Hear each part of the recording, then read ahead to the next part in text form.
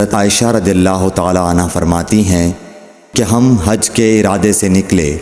جب ہم مقام صرف میں پہنچے تو میں حائضہ ہو گئی اور اس رنج میں رونے لگی کہ رسول اللہ صلی اللہ علیہ وسلم تشریف لائے۔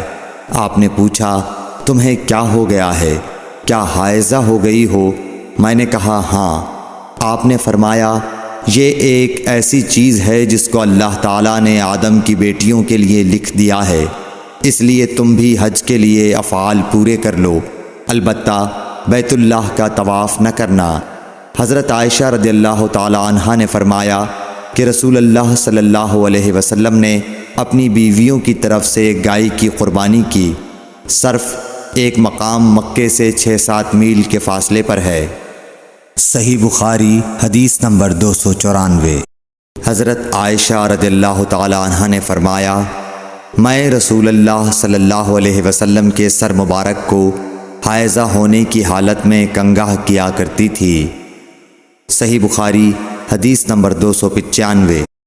حشام بن عروہ نے عروہ کے واسطے سے بتایا کہ ان سے سوال کیا گیا کیا حائضہ بیوی میری خدمت کر سکتی ہے یا ناپاکی کی حالت میں عورت مجھ سے نزدیک ہو سکتی ہے؟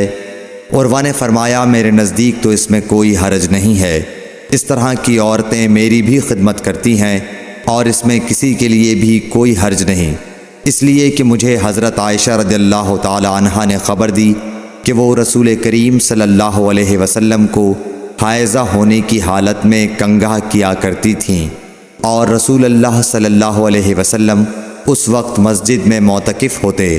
آپ اپنا سر مبارک قریب کر دیتے اور حضرت عائشہ رضی اللہ تعالی عنہا اپنے حجرے ہی سے کنگھا کر دیتی حالانکہ وہ حائضہ ہوتیں۔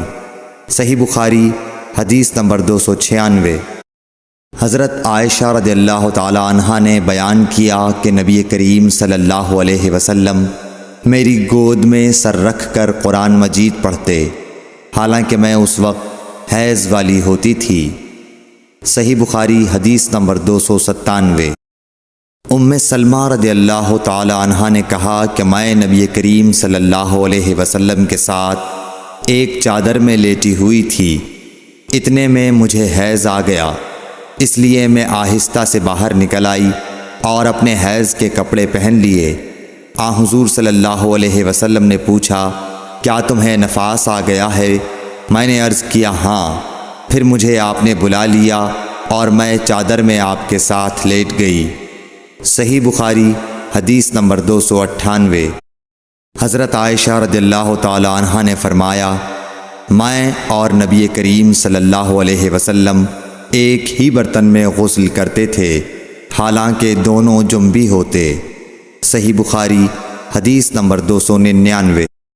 حضرت عائشہ رضی اللہ تعالی عنہا نے فرمایا کہ آپ مجھے حکم فرماتے پس میں ازار باندھ لیتی، پھر آپ میرے ساتھ مباشرت کرتے، اس وقت میں حائضہ ہوتی۔ صحیح بخاری حدیث نمبر 300۔